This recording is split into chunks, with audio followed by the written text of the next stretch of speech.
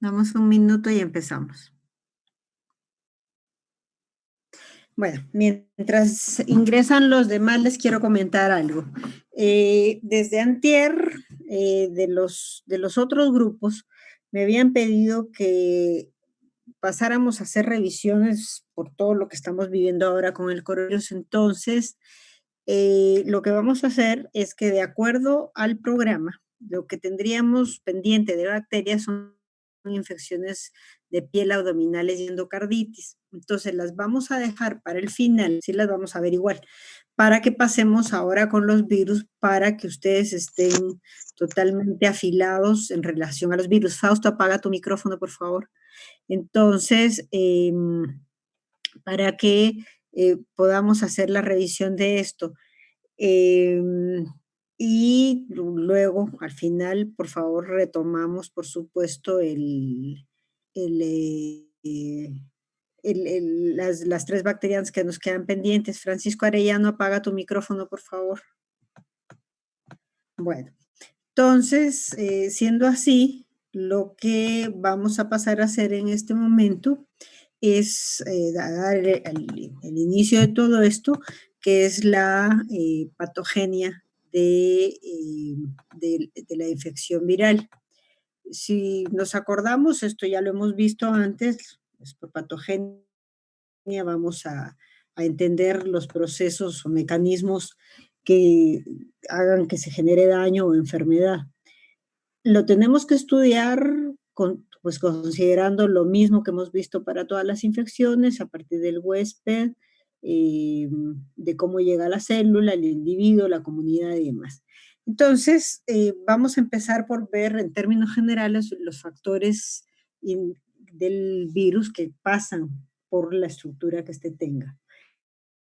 Solo ciertos tipos de virus pueden infectar a las células eh, del aparato respiratorio y por lo tanto originar enfermedades como la neumonía y otros al sistema nervioso central y poseen encefalitis. Sin embargo, aquí ha habido un par de publicaciones en donde puede haber una relación. Esto lo vamos a ir discerniendo bastante más adelante porque lo cierto es que en este momento lo único que sabemos es que son las proteínas AC2 las que sirven de punto de entrada.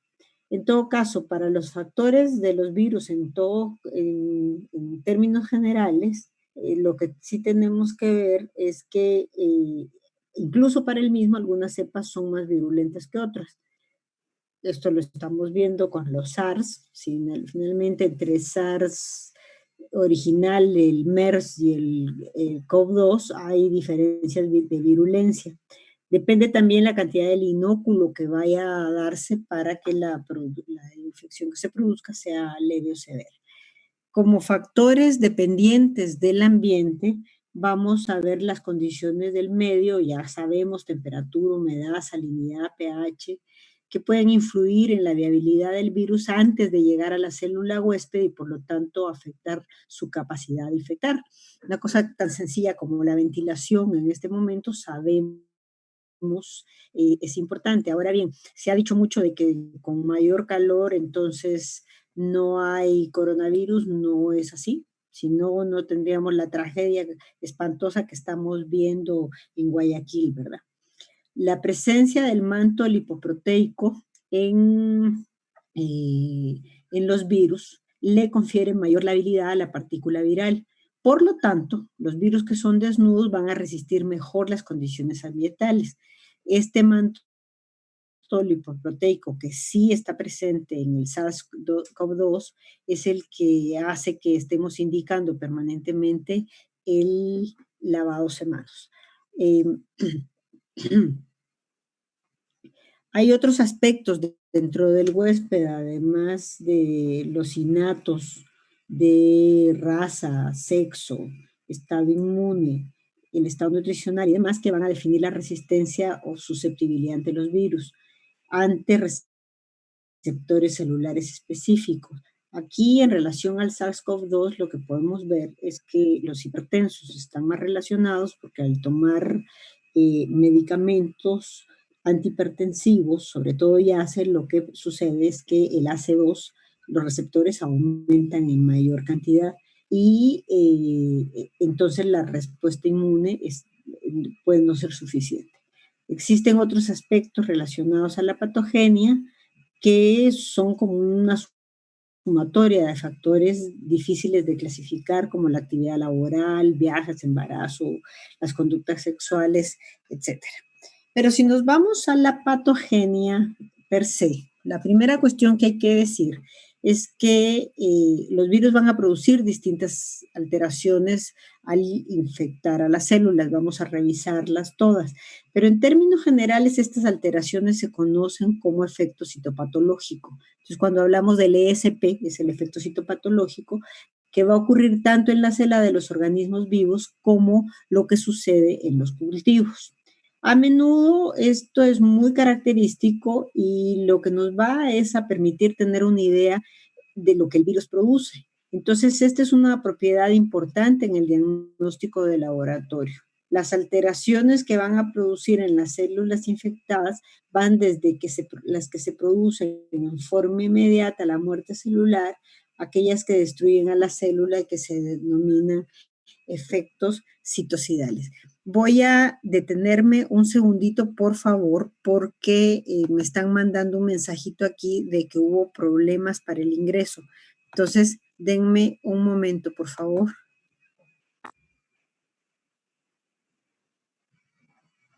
Si hasta aquí tienen alguna duda, la voy contestando mientras se conectan quienes no han podido. ¿Tienen alguna duda?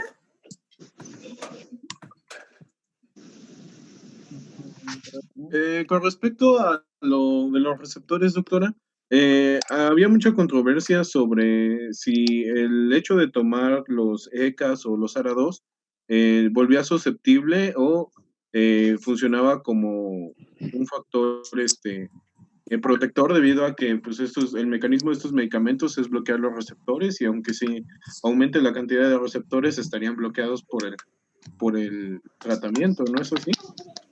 No, porque en esto hay un posicionamiento, si gustan se los hago llegar, hay un posicionamiento de la Academia Norteamericana de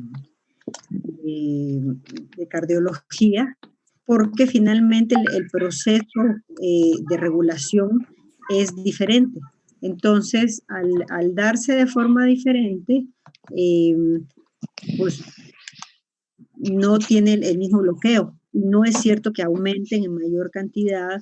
Híjoles, no pueden entrar, espérenme tantito, chicos. Porque entonces estoy haciendo cosas raras aquí. Espérenme un momentito porque no sé por qué no aparece esto aquí bien. A ver, se supone que hay 37, entonces si hay 37, entonces deberían poder entrar los demás, ¿verdad? No sé qué pasó. No sé qué pasó aquí. Porque no se les permite la entrada. Bueno, ni modo. Vamos a seguir adelante porque si no entiendo qué es lo que pasa. Estoy pasando lista aquí, no veo que falte nadie, entonces no sé quiénes son. No sé quiénes son los que están faltando. A ver, un segundito.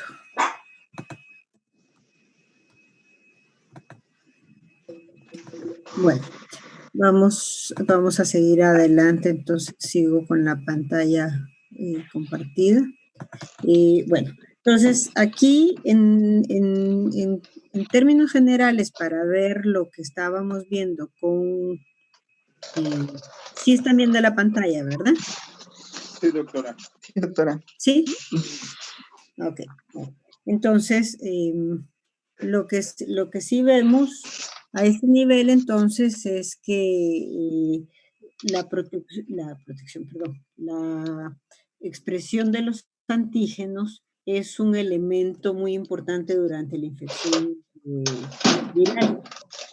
la célula aparecen y desaparecen proteínas, tanto celulares como virales. La infección con virus que tienen envoltura aparecen en la superficie de la célula las proteínas del manto. Entonces, por ejemplo, en la infección por virus de la influenza aparece una hemaglutinina que se puede unir a los glóbulos rojos y lo que va a hacer es producir un fenómeno de hemadsorción. También podemos detectar proteínas con anticuerpos específicos considerando que son antígenos virales. Si vemos acá en este cuadrito, aquí, a los antígenos virales, lo que vamos a ver es que las células eucariotas se van a unir, o que tienen las moléculas MHC de clase 1, lo que van a hacer es captar esto y la molécula infectada va a hacer que se reactiven los receptores de las células T que al momento de activarse van a proliferar y van a diferenciarse en células. Por favor, pueden apagar sus micrófonos. En células T citotóxicas, además de la célula infectada, pero en esta activación y proliferación vamos a desarrollar además las células de memoria y va a empezar el proceso de producción de linfocinas como respuesta que se va dando al mismo tiempo que la misma célula citotóxica que estábamos acá arriba va a entrar a patrullar nuevamente, teniendo la capacidad de reconocimiento y permitiendo además que los macrófagos vayan a producir la lisis en la célula infectada. Ahora, hay ciertos adenovirus y virus del papiloma que pueden inhibir la expresión de moléculas celulares como las glicoproteínas de los antígenos mayores de histocompatibilidad que se encuentran en la membrana citoplasmática. Entonces, lo que vamos a ver dentro de todos estos efectos citopatológicos que estábamos hablando, en primer lugar, es la lisis celular, en donde la destrucción celular se va a deber fundamentalmente a la detención, de la síntesis de macromoléculas celulares por algunas proteínas virales. Después lo que sucede es que durante una fase más tarde del ciclo reproductivo de algunos virus como los adenovirus o el de la polio, lo que se da es una acumulación de grandes cantidades de proteínas capsulares que pueden producir la inhibición general de los procesos de biosíntesis de macromoléculas. Y esta producción detenida es tanto viral como celular, haciendo que se produzca, por lo tanto, lisis y liberación de gran cantidad de viriones. Pero algunos otros virus lo que hacen es codificar porque poseen en su estructura proteínas que tienen la propiedad de fusionar membranas celulares. Estas proteínas en las superficies de las células el hecho de que existan estas partículas virales entre dos células vecinas, lo que van a hacer es que se fusionen y lo que van a dar es origen a células multinucleadas que normalmente las conocemos como sincicios o poliocariocitos. Ejemplos de esto tenemos al virus sincicial respiratorio, al del sarampión, al herpes simple. Hay algunos retrovirus que también tienen este tipo de proteínas y son capaces de pasar de un lado a otro. Ahora, la otra cuestión que puede darse es la producción de cuerpos de inclusión. Estas son estructuras que van a aparecer durante la infección por algunos virus. En algunos casos corresponden a nuevas fabricaciones o muchas veces a sitios de agregación de viriones. Lo que sucede aquí es que tienen la propiedad de teñirse con colorantes ácidos o básicos y en general van a tener una presentación intracitoplasmática y su forma de organización guarda relación con el tipo de virus que la produce. Entonces, cuando esto se da y se puede teñir, pues tiene muchísima utilidad para diagnóstico histopatológico. En las células esfoliadas son cortes de tejido. Pero aquí el problema con los cuerpos de inclusión es que tienen que ser utilizados con mucha precaución porque algunos de estos cuerpos de inclusión también pueden ser producidos por bacterias intracelulares o sustancias tóxicas. Vemos que la proliferación o las alteraciones cromosómicas parten de cambios morfológicos, porque hay algunas proteínas virales y otras celulares que se inducen durante la infección que pueden actuar sobre el sistema del citoesqueleto celular. Por favor, apaguen los micrófonos. Su alteración lo que hace es que la célula se vuelva redondita y ocurre, por ejemplo, en el herpes simple o en los adenovirus. Cuando las células poseen cilios como las del tracto respiratorio, estas pierden su funcionalidad ciliar durante la infección. Esto sucede, por ejemplo, con el virus de la influenza. Ahora, cuando lo que tenemos es proliferación celular, a partir de ciertos virus que inducen el DNA celular, lo que va a hacer es que se determine que las células infectadas proliferen antes de que se destruyan. Y esto es fácilmente observable en las infecciones del virus del papiloma cuando pasa por las verrugas, en donde esto corresponde a procesos hiperplásicos. En el caso las proteínas virales lo que van a hacer es inactivar a las proteínas de control de proliferación celular. Cuando lo que tenemos son alteraciones cromosómicas, los virus lo que hacen es provocar cambios a nivel nuclear que conducen a la desintegración de la cromatina de las células infectadas. Esto pasa con el herpes simple. Sin embargo, hay otros casos en que las alteraciones nucleares, aunque también pueden pasar con las cromosómicas, lo que pasa es que no son tan evidentes. Entonces no se pueden detectar por metodologías moleculares como lo que pasa en la integración de los genomas virales al genoma celular durante la transformación, por ejemplo, el mismo papiloma, en donde la célula permanece viva, pero sus propiedades están siendo alteradas. Entonces, ¿qué es lo que pasa? Que existe finalmente en todas alteraciones celulares y dependiendo del virus, ahorita vamos a ver cuáles son RNA, cuáles son DNA, pero cuando son DNA y algunos que no son originalmente DNA, pero finalmente se pueden integrar al núcleo, pueden integrar el DNA viral al núcleo durante la replicación del genoma celular. Y cuando esto sucede, lo que pasa entonces es que transforman a la célula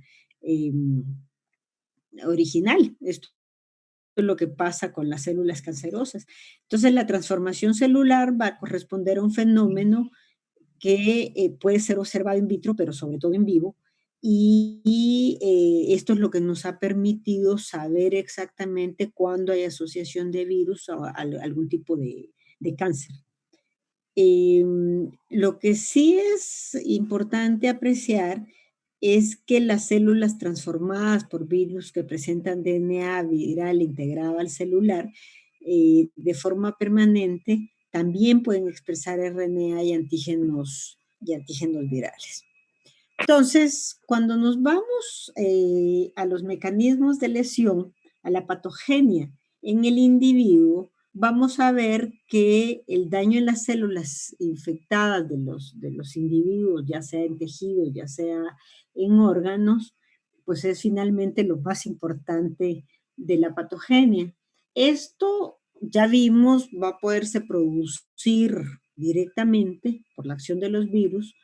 Al producir este efecto citopatológico hacen que se destruya o se modifique la célula que fue atacada. Pero tenemos que ver, para poder establecer toda esta situación, cómo se va dando en el individuo esta patogenia. Entonces, lo primero que tenemos que partir es de la fuente de infección. En general, las enfermedades virales que afectan al hombre, pues están producidas por otros hombres infectados, ya sean clínicos o subclínicos, ¿verdad? Los casos sintomáticos eliminan la mayor cantidad de virus, pero muchas veces están recluidos en su casa, de modo que el contagio está limitado al medio ambiente que los rodea. Esta es exactamente lo que estamos viendo con el coronavirus, en donde si bien puede haber transmisión en casos que son asintomáticos, finalmente la cantidad de virus que existe hasta que se vuelve sintomático es mucho menor y la transmisibilidad, perdón, que es lo que se ha visto hasta ahora, también es menor, aumentándose en el momento en el que empiezan los síntomas. Entonces, en los casos leves o subclínicos se excretan virus en menor concentración, pero si la gente prosigue sus actividades normales, pues tiene mayor posibilidad de contagiar individuos susceptibles.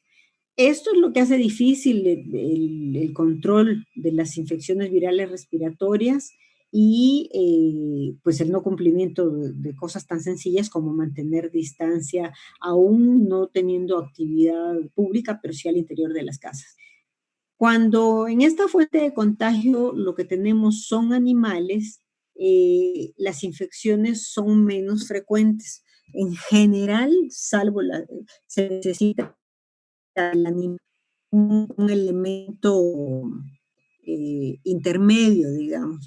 Entonces, en el caso de los SARS, sí se establecieron los murciélagos como fuente de la zoonosis primaria, pero lo cierto es que se necesita un huésped intermedio, que en el caso del coronavirus hasta este momento eh, no ha estado definido.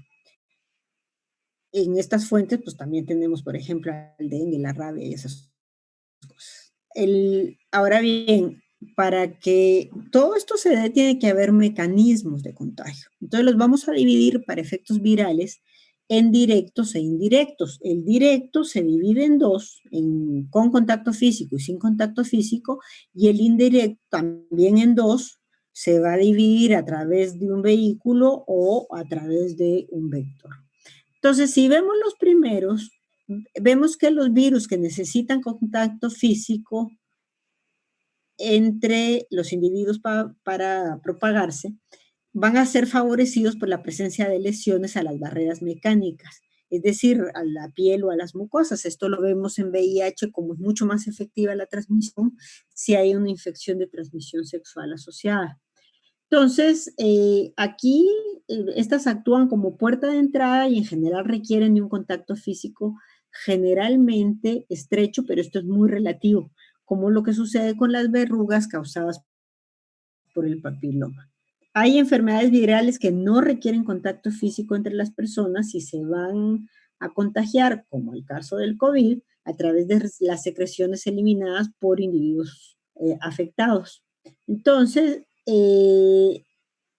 lo más ilustrativo en esta forma de transmisión, pues por supuesto es el aerosol, pero existen además las gotitas de Fluger que no se necesita estornudar, simplemente al hablar ya se puede contener el virus. Si ustedes, por ejemplo, hacen V, en donde ponen los dientes sobre los labios, ahí están expeliendo estas gotitas.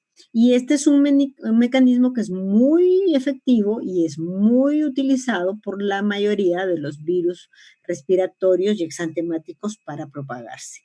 Si nos vamos a los mecanismos indirectos, entonces decíamos puede ser con vehículo o sin vehículo. Entonces, el mecanismo indirecto implica la acción de alguien intermedio, ¿no? Aquí es donde están las superficies, perfectamente el virus puede pasar porque están las manos infectadas a una superficie y es a partir de esa superficie inerte lo que se convierte en vehículo, ¿verdad? Para transmitir. De ahí la necesidad más importante que los mascarillas, el de la limpieza permanente de las superficies, porque si ustedes se dan cuenta, en un minuto tocamos muchísimas cosas.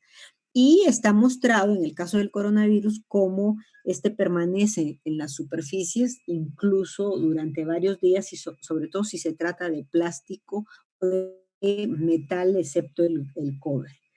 Entonces, en este mecanismo indirecto decíamos, vamos a necesitar un vehículo, pero también podemos hacerlo a través de un vector que sea mecánico-biológico. El rol del agua y los alimentos como vehículo de transmisión de infecciones entéricas es fácilmente comprensible y es eficiente en aquellos agentes que estructuralmente están condicionados a permanecer viables en el medio ambiente. En esto tenemos como ejemplo a los enteravirus y a los rotavirus. Los vectores pueden ser mecánicos si el virus es transmitido de forma pasiva, por ejemplo, a través de las moscas en infecciones entéricas, porque va, se para y a partir de eso sale.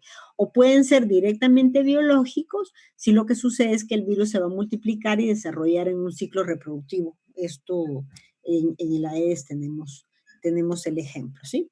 Entonces, vamos a ver que necesitamos varias puertas de entrada. Esto está dado fundamentalmente porque existan a través de esas puertas de entrada la absorción y penetración de los determinados virus. Entonces, tenemos que la piel generalmente requiere de una solución de contigüidad. Sin embargo, la mucosa respiratoria, todos los mecanismos que tenemos de inmunoglobulinas, secreciones, enzimas, etcétera, etcétera, van a dificultar la absorción viral, pero finalmente terminan ingresando. Entonces, tenemos a partir de eso que ver cuál es el órgano blanco, porque la infección viral va a alcanzar los órganos que tienen esos receptores para los virus infectantes y así que se presente la enfermedad de la que estemos hablando a partir del virus, ¿verdad? Ahora, esto es como una nota aparte. El tropismo de los virus por ciertos tejidos fue utilizado para clasificarlos como neutropos, dermatotropos, respiratorios y demás, pero aquí vamos a ver algunas cosas que es importante, porque, por ejemplo, el virus del sarampión fue calificado como dermatotropo, ¿sí? Y posteriormente se demostró que este tropismo no era exclusivo y que muchas veces el fenómeno no correspondía a su clasificación. ¿Por qué? Porque la muerte del sarampión, por sarampión, por ejemplo, no se da por un problema dermatológico, se debe generalmente a la bronconeumonía, porque también el aparato respiratorio es uno de sus órganos blancos. La forma de presentación de la infección por el virus de la polio, la más común, es asintomática. Y ahí lo que tenemos es que el virus solo se va a replicar en el aparato digestivo y no va a llegar nunca al sistema nervioso central, aunque el virus de la polio está clasificado como un neurotropo. Entonces, vemos que estas pueden incluso provocar la muerte por mecanismos que van más allá que el inicio de la infección o por el órgano blanco de la infección. Por ejemplo, las infecciones por adenovirus pueden provocar la muerte por compromiso generalizado en hígado, pulmón, encéfalo, etcétera, etcétera, ¿sí? Entonces, tenemos a los diferentes virus. Estos van a partir de su estructura y la forma en la que van a ingresar a las células que atacan. Tenemos aquí a los de ADN de doble cadena. Lo que es importante aquí es ver que una vez ingresado al núcleo, van a dar ahí la transcripción, la replicación viral, van a crear las proteínas virales y van a permitir incluso dentro del núcleo el ensamblaje de nuevos viriones, perdón. En el ADN de cadena sencilla, también estamos viendo que es al interior del núcleo donde se da la replicación, aunque, hoy Dios, ya se está pidiendo que se acabe el tiempo. Bueno, aunque estamos viendo que estos afectan sobre todo a los animales.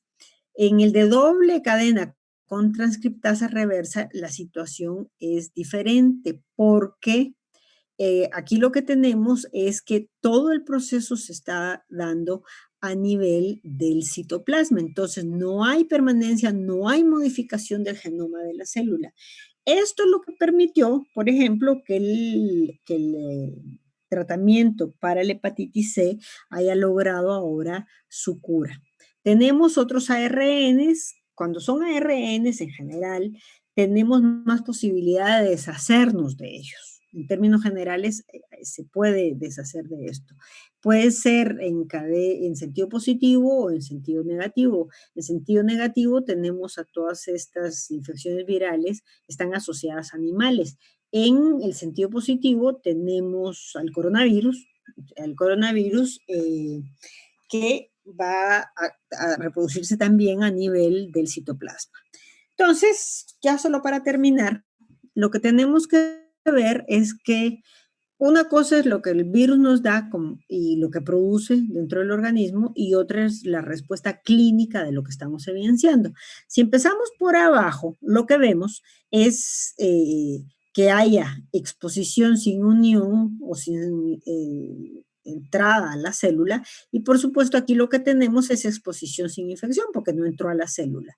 Luego podemos tener infecciones sin enfermedad clínica, las infecciones asintomáticas, en donde hay multiplicación viral sin cambio visible, sin que haya maduración viral completa. Entonces, esto pues no lo podemos ver. Vemos a partir de la enfermedad clínica, en donde podemos tener desde enfermedades graves, moderadas, hasta leves o moderadas hasta enfermedades graves. Aquí esto, ¿por qué está dado? Porque hay disfunción celular, hay transformación o hay esto que hablábamos de la formación de los cuerpos de inclusión.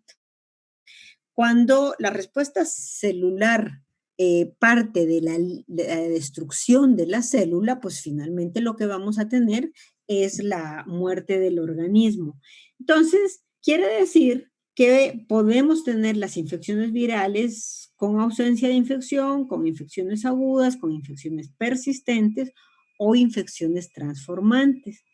En la aguda, sabemos, se limita el tiempo, el virus es eliminado del organismo y el huésped se recupera. A veces puede seguir una evolución grave y producir la muerte. Esto es bastante menos frecuente. Esto puede presentarse con o sin síntomas, desde un resfrío común por rinovirus, la diarrea por rotavirus. Cuando la infección es persistente, después de la infección sintomática inicial o a veces asintomática, el virus completo, su genoma, se mantienen en el organismo por muchísimo tiempo, incluso de por vida. Entonces, esto, cuando se mantiene de forma persistente, tenemos tres posibilidades: que sea latente, que sea crónica y que sea lenta. Latente, cuando el virus permanece oculto en el organismo por tiempo variable después de que infecta inicialmente y puede reactivarse uno o más veces.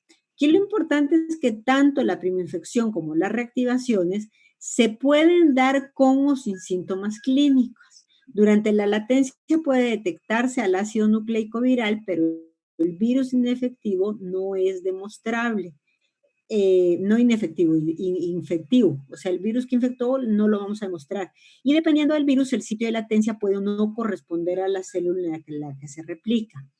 Cuando esta infección es persistente pero crónica, el virus infecta de forma crónica, clínica o inaparente, pero permanece en multiplicación continua, permanece, y esta multiplicación puede durar muchos años, como lo que sucede con el virus de la hepatitis B, que presente datos hasta muy adelante, o incluso el VIH. Es lento cuando la primoinfección es asintomática y años después se van a manifestar los cuadros severos que pueden llevar incluso a la muerte. En esto tenemos como ejemplo la panencefalitis esclerosante subaguda por el sarampión, la leucoencefalopatía multifocal progresiva por el virus JC, que afecta sobre todo a los pacientes con VIH, y bueno, algunos otros. Es transformante cuando el virus es capaz de infectar a las células, pero no produce partículas virales en forma significativa para que de inmediato se presente la destrucción celular. Generalmente, cuando esto sucede, el genoma viral está presente en la célula, ya sea integrado ¿cómo se llama? O episomal, y solo una parte de los genes van a traducirse en proteínas virales. Cuando esto sucede, se originan cambios en las propiedades celulares o de transformación celular a través de la integración de genes y proteínas celulares. Y lo que van a producir estas son tumores benignos o malignos, que es como lo que sucede con el papiloma, en donde podemos tener verrugas por el papiloma 2 o cáncer por los tipos oncogénicos del virus. Y con esto termino la introducción a la patogenia viral. Les voy a dejar este caso clínico, por favor, para que mañana lo discutamos. Es una mujer de 32 años con 2 años de celulitis recurrente en el dedo medio de la mano izquierda. Tuvo durante 4 ocasiones requerimiento de atención urgente porque tenía eritema, dolor muy intenso, linfangitis, además de linfadenopatía dolorosa axilar del mismo lado izquierdo y múltiples cursos de antibióticos. ¿Alguna pregunta hasta aquí?